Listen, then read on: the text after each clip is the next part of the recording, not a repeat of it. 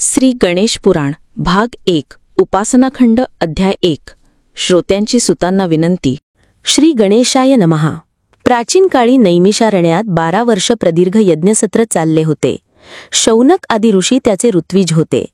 त्या यज्ञकार्यात मध्यंतरात महामुनी सूत ब्राह्मणांना व उपस्थितांना ज्ञानदानाचे कार्य करत होते।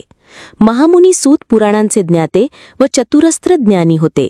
महामुनी सूतांनी श्रोत्यांना एकूण 18 पुराणे सांगितली, त्यामुळे त्या सर्व ब्राह्मण व ऋषीमुनींच्या ज्ञानात मोलाची भर पडली। एके दिवशी त्या सर्व विद्वान ऋषी मंडळींनी सूतांना एक विशेष विनंती केली। ते म्हणाले, मुनिवर्य, तुमच्यावर देवी सरस्वतीचा वरदहस्त आहे। तुमच्यासारखा वक्ता मिळाला आहे आमचे परम भाग्यच आहे। तुमच्या मुखातून पुराणांचे श्रवण करून आम्ही अक्षरशः धन्य झालो आहेत। तुमच्यामुळेच आमच्या ज्ञानाची व्याप्ती वाढली आहे। तुमच्यामुळेच आम्हाला वाङ्मयाचा मनोमुराद आनंद उपभोगता आला। तुमच्या वचनांनी आमच्या मनाला उत्तम बोध होतो। आम्हाला आत्मपरीक्षण करता येते आणि सहजगत्या भागवत चिंतनही घडते। तुमच्या बोधामुळे आम्ही दोषमुक्त झालो आहोत। तुमच्या मुखातून प्रगटलेल्या कथामृताचे कितीही सेवन केले तरी मन तृप्त होत नाही। म्हणून तुम्ही अजून एखादे सर्व पावक चरित्र कथा सांगून आम्हाला उपकृत करा, अशी आम्हा सर्वांची तुम्हाला विनम्र प्रार्थना आहे। त्यांचे मनोगत ऐकून सूतांना खूपच आनंद झाला। ते म्हणाले, श्रोत्यांची जिज्ञासा वक्त्याला उत्तम निरूपण करायला नित्य प्रेरणा देते। मीही त्याला अपवाद नाही। 18 पुराणांचे श्रवण करून तुम्हाला आनंद झाला, हे ऐकून माझे परिश्रम सार्थकी लागले असे मला वाटते।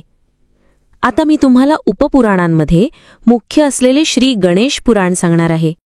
ती सर्व ऋषी मंडळी आश्रम परिसरातील एका मोठ्या वटवृक्षाच्या गर्दछायेत निवांत बसली होती। वेदघोष आणि मंत्रोच्चारामुळे पावित्र्याने भरलेलं वातावरण, निसर्गाची रम्यता आणि विद्वान ऋषींचा सहवास यामुळे त्या परिसरात एक प्रकारचे मांगल्य वास करत होते। अशा वातावरणात सूतांच्या मुखातून श्री गणेश पुराण ऐकायला मिळणार म्हणून सर्व उपस्थितांना परमानंद झाला। ते सर्वजण सावध होऊन एकाग्र चित्ताने ते निरूपण ऐकू लागले।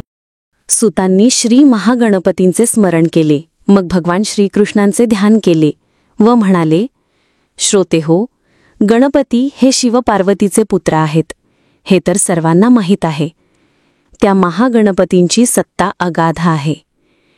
ते चराचराला अंतर्बाह्य व्यापून आहेत। महागणपतीच सर्वांचे नियंता आहेत। श्री महागणपतीच सर्वांचे अधिष्ठान आहेत। पंचमहाभूते ज्यांच्या अधीन आहेत, विधी, हरी आणि हर हे ज्यांच्या आज्ञेने सृष्टीचे नियंत्रण करतात, त्या गणपतींचे महात्म्य मी काय वर्णन करणार। तथापि सूर्य कितीही प्रकाशमान असला तरी त्याला निरांजनाने ओवाळू नये काय। सागर कितीही अथांग असला तरी त्याला कृतज्ञतेने ओंजळभर अर्घ्य अर्पण करू नये काय। म्हणूनच गणपतींचे महात्म्य कितीही अगाध असले तरी त्यांची सेवा म्हणून मी हे मंगलमय चरित्र तुम्हा सर्वांना विदित करणार आहे। गणेशाचे हे परमपवित्र चरित्र सर्वात आधी ब्रह्मदेवांनी महर्षी व्यासांना सांगितले। व्यासांनी ते भृगु ऋषींना सांगितले।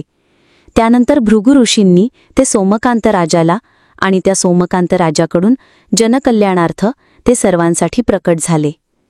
त्याच सोमकांत राजाच्या कथेने मी गणेश पुराणाचा आरंभ करत आहे। तर आता सोमकांत राजाची कथा तुम्ही लक्षपूर्वक ऐका। सौराष्ट्रातील देवनगरात सोमकांत नावाचा एक राजा राज्य करत होता। तो अतिशय स्वधर्मपरायण, क्षमाशील, न्यायप्रिय, प्रजेची पुत्रवत काळजी घेणारा, बुद्धिमान आणि सर्व ऐश्वर्याने संपन्नाचा पराक्रमी राजा होता। त्याच्या पत्नीचे नाव होते सुधर्मा। सुधर्मा सुद्धा पतीप्रमाणेच धर्मानुगामी व पुण्यपरायण होती। त्या दोघांना एक सद्गुणी पुत्र होता। त्याचे नाव होते हेमकंठ। हेमकंठाची आपल्या मातापित्यांवर विलक्षण भक्ती होती। राजा सोमकांताच्या मदतीला महाबुद्धिमान, वर्णधुरंधर असे 5 प्रधान होते। त्या प्रधानांची नावे विद्याधीश, रुद्रवान, क्षेमनकर, ज्ञानगम्य व सुबल अशी होती। हेमकंठासारखा सुपुत्र आणि अतिशय कुशल बुद्धिमान असे प्रधान व चतुरंग सेना यांच्या साहाय्याने सोमकांत राजाने आपले राज्य समर्थपणे सांभाळले होते। श्री गणेश पुराण अध्याय 1 समाप्त.